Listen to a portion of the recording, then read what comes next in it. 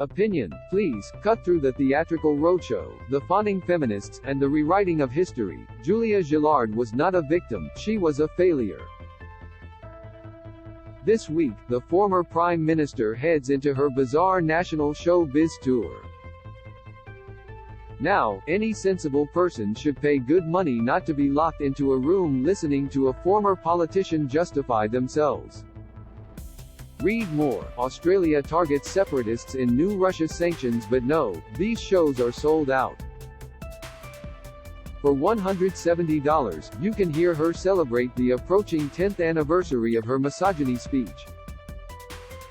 Presumably, she won't be tearing strips off herself. If the words of her supporters are any indication, the argument will be that this speech was a defining moment, a powerful stand against sexist abuse and mistreatment of women in politics.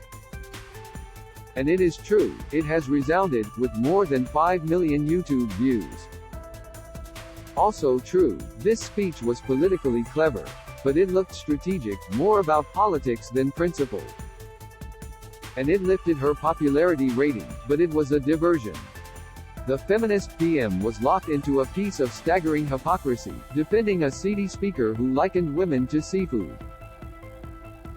But he suited her numbers game. He resigned a few days later. Second, her government was dying, and this helped to paint her as the young female victim of the evil Murdoch empire, aging shock jocks, and anybody male and critical.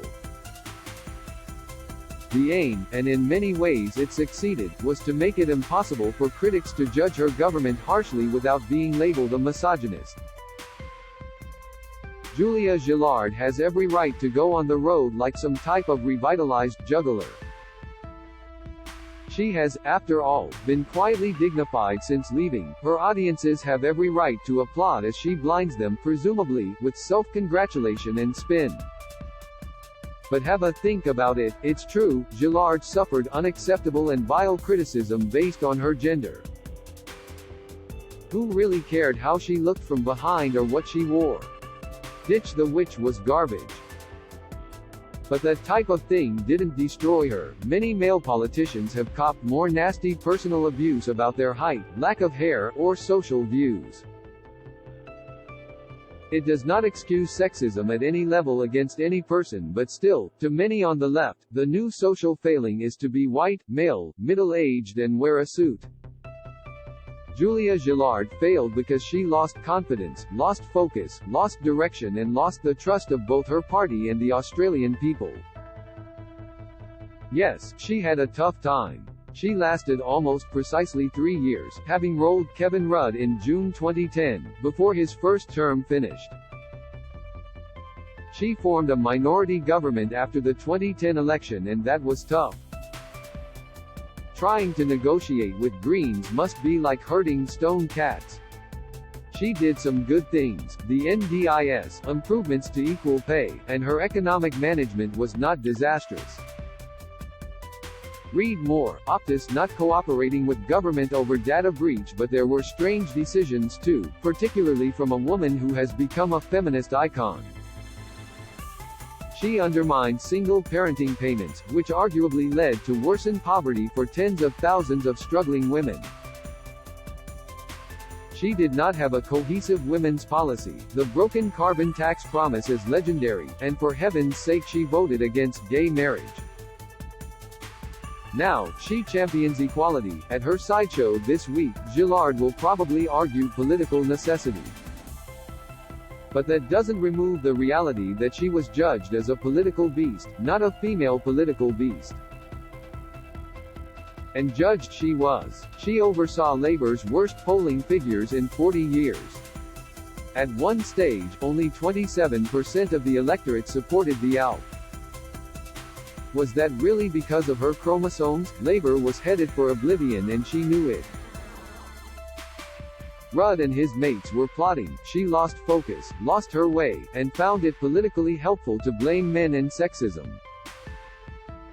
From my position as an interviewer and commentator, I watched her turn from a competent, strong, powerful and determined leader to an indecisive, stumbling mess. She began as an excellent, down-to-earth communicator to whom people could relate. She developed into a confused waffler, frightened of saying something lest she say something. Read more. Thousands of vulnerable Aussies missing out on life-changing support. Perhaps it was the atrocious polls. Perhaps it was the army of advisors telling her how to do it. Perhaps it was Rudd wafting in the background like the Grim Reaper, albeit with a larger side. But she was rattled and too rattled to lead effectively. Then she threw the switch to gender wars. A personal example of the change: one Friday, before she was PM, we had a stand-up shouting debate on radio about a matter of policy. It was strong but not personally abusive on either side. Blood was spilled, more mine than hers. She was good. The next day I saw her at the Formula One Grand Prix, walking towards me in a corridor with her partner. Oops, thought I. This could be trouble, but she greeted me like a mate. We had a laugh about the strength of the debate and agreed to do it again. It had been good, grassroots political disagreement. She loved it and she handled it superbly. That was the old Julia. Then she became PM and struggled. During the 2010 election campaign, she promised to become the real Julia. It insulted every voter who had thought she was already real, not a pretender. It promised a political role player, not an authentic leader. It suggested she had been elected party leader through some type of marketing trick. Read more. Army officers appear on Burkina Faso TV, declare new coup. She was losing the trust of the public and the party. So, increasingly, she played the victim. The misogyny speech was only part of it.